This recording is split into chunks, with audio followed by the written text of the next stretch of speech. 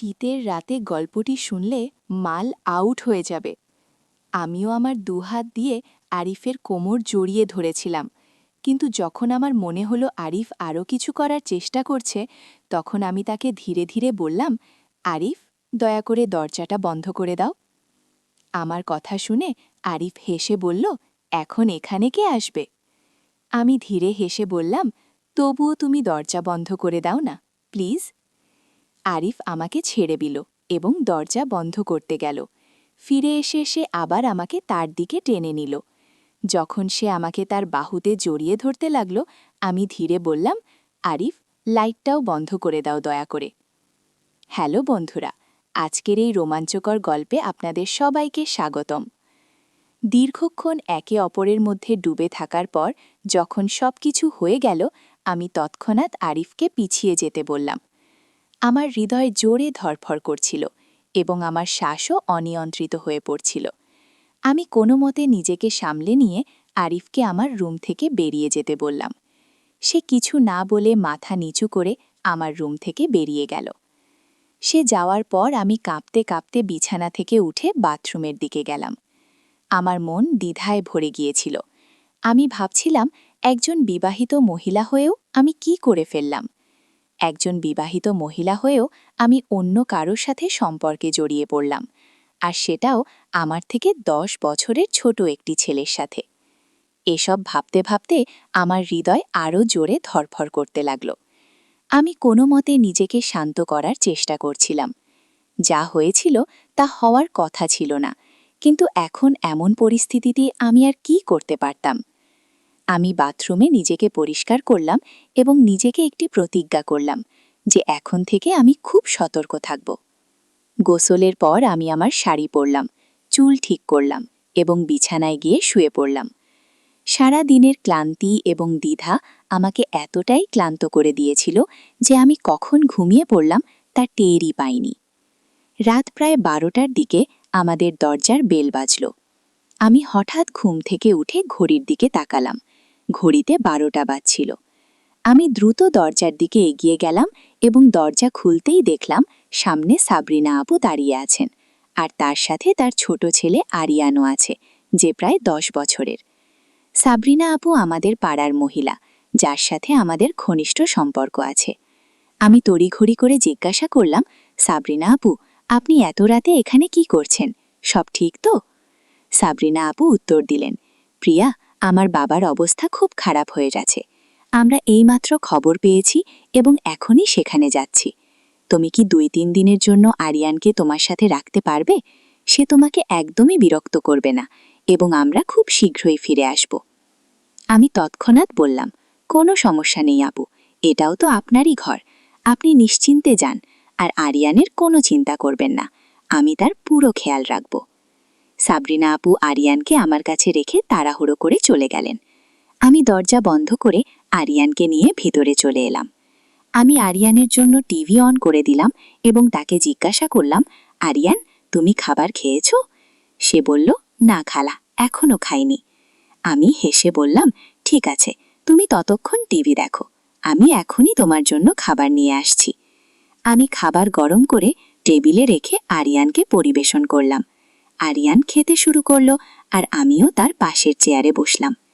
আরিফ এখনো খাবার খায়নি এবং আমি নিজে তাকে ডাকতে যেতে চাইছিলাম না।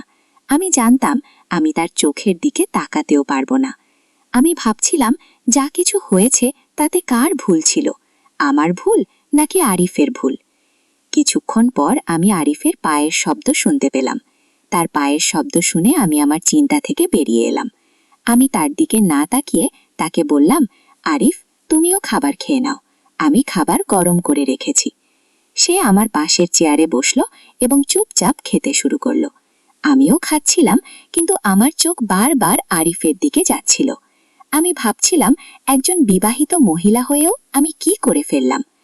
আরিফ খেতে খেতে আমাকে জিজ্ঞাসা করল, এই বাচ্চাটা কে? আমি চোখ না তুলে উত্তর দিলাম, এটা সাবরিনা আপুর ছেলে আরিয়ান। তার বাবার হঠাৎ খুব অসুস্থ হয়ে পড়েছে, তাই তারা তার কাছে গেছে এবং আরিয়ানকে আমাদের কাছে রেখে গেছে।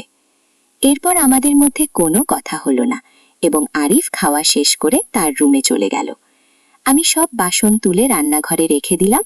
তারপর আরিয়ানকে নিয়ে আমার রুমে গেলাম এবং দরজা ভিতর থেকে বন্ধ করে দিলাম। আমি আরিয়ানকে আমার সাথেই শুইয়ে দিলাম, কারণ সে তো একটা ছোট বাচ্চা। যদি আমি তাকে আলাদা শুইয়ে দিই তাহলে হয়তো রাতে তার ভয় লাগতে পারে। আরিয়ান আমার বিছানায় শুয়েছিল এবং কিছুক্ষণের মধ্যেই ঘুমিয়ে গেল। কিন্তু আমি জেগেছিলাম। সন্ধ্যার কিছুক্ষণের ঘুমের কারণে এখন আমার ঘুম আসছিল না। আজকের দিনটি আমার জীবনে একটি নতুন মোড় এনেছিল। আমার হৃদয় ও মনের মধ্যে লড়াই চলছিল। হৃদয় বলছিল যে আজ যা ঘটেছে তা সঠিক হয়েছে, অন্যদিকে মন এটাকে ভুল প্রমাণ করতে চাইছিল। আমার হৃদয় এও বলছিল যে একজন বিবাহিত মহিলা হয়েও আমি একটি অসম্পূর্ণ জীবনযাপন করছি, আর যদি ভাগ্য আমার জন্য কোনো পথ খুলে দেয় তাহলে এতে কি অন্যায় আছে। আমি এই চিন্তায় ডুবেছিলাম যখন হঠাৎ আমার ঘরের দরজায় কড়া নাড়া শুনলাম। বাড়িতে আমার ও আরিয়ান ছাড়া শুধু আরিফই ছিল, তাই এর মানে দরজায় কড়া নাড়া দেয়া ব্যক্তি আরিফই হতে পারে। আমার হৃদয় আবার দ্রুত স্পন্দিত হতে শুরু করল। আমি নিঃশব্দে শুয়ে থাকার চেষ্টা করলাম, কিন্তু আবার কড়া নাড়া শুনলাম।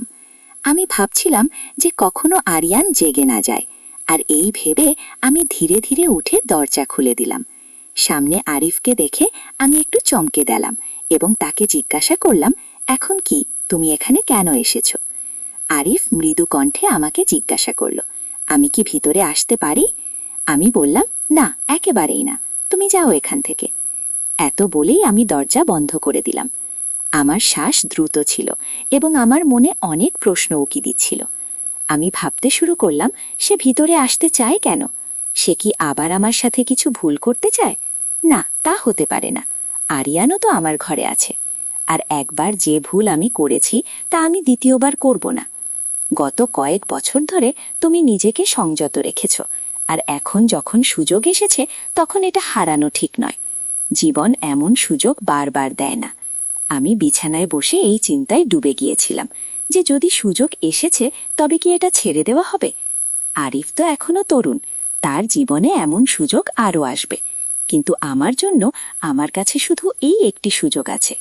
আমার কি নিজের জীবনযাপনের অধিকার নেই? আমি এই চিন্তায় জড়িয়ে পড়েছিলাম। আমার হৃদয় ও মনের মধ্যে যুদ্ধ চলছিল। শেষ পর্যন্ত আমার মনের কণ্ঠ আমার হৃদয়ের কণ্ঠকে পরাজিত করল। আমি আরিফের প্রতি আমার আগের আচরণের কথা ভেবে কিছুটা অনুশোচনা বোধ করতে শুরু করলাম। আমি তাকে খুব রাগ করে আমার ঘর থেকে তাড়িয়ে দিয়েছিলাম এবং এটা নিয়ে আমি খুবই দুঃখিত ছিলাম। আমি হাসতে হাসতে বিছানা থেকে উঠলাম এবং আলমারি থেকে একটি আকর্ষণীয় লাল রঙের সালোয়ার কামিজ বের করার কথা ভাবলাম। তারপর ড্রেসিং রুমে গিয়ে কাপড় বদলে নিলাম। কাপড় বদলানোর পর আমি আমার ঘরে ফিরে এলাম এবং ঘরে এসে হালকা মেকআপ করলাম। আমি আমার লাল রঙের সালোয়ার কামিজ পরেছিলাম এবং উঁচু হিলের স্যান্ডেলও পরেছিলাম। আমি খুব সুন্দর দেখাচ্ছিলাম এবং আমি ভাবছিলাম যে যদি আরিফ আমার উপর রাগও করে থাকে তবুও সে আমাকে এভাবে দেখে খুব খুশি হবে। আমি দেখলাম যে আরিয়ান গভীর ঘুমে রয়েছে। আমি ধীরে ধীরে আমার ঘরের লাইট বন্ধ করে দিলাম এবং দরজা বন্ধ করে সিঁড়ি দিয়ে উপরে চলে গেলাম। আমার হৃদয় জোরে জোরে ধড়ফড় করছিল। যখন আমি উপরে পৌঁছলাম তখন দেখলাম যে আরিফের ঘরের দরজা খোলা আছে এবং ভিতর থেকে হালকা আলো বের হচ্ছে।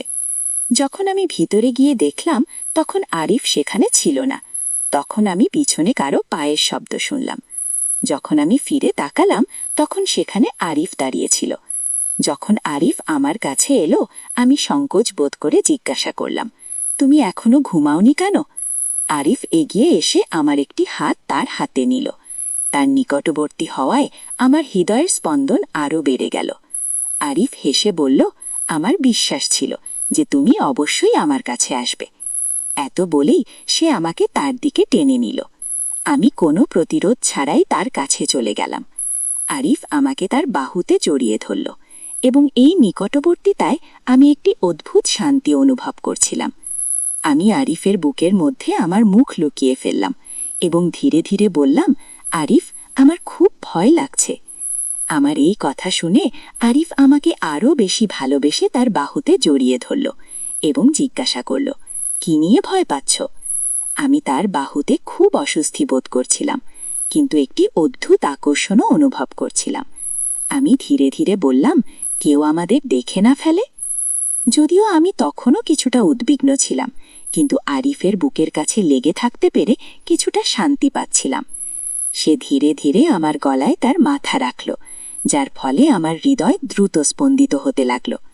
আরিফ তার মিষ্টি কণ্ঠে বলল, আজ তোমার সৌন্দর্য একটু বিশেষ লাগছে। আরিফের ঠোঁট আমার গলায় এবং তার একটি হাত ধীরে ধীরে আমার কোমরের চারপাশে ঘুরছিল।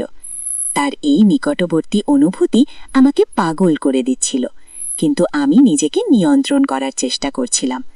আমি আগে কখনো এমন কিছু অনুভূত করিনি। আরিফ আমাকে চুমু দিয়ে বলল, তোমার সৌন্দর্য আমাকে আহত করেছে। তারপর সে তার হাতে ধরা গ্লাসটি আমার ঠোঁটের কাছে এনে বলল, এতে যা আছে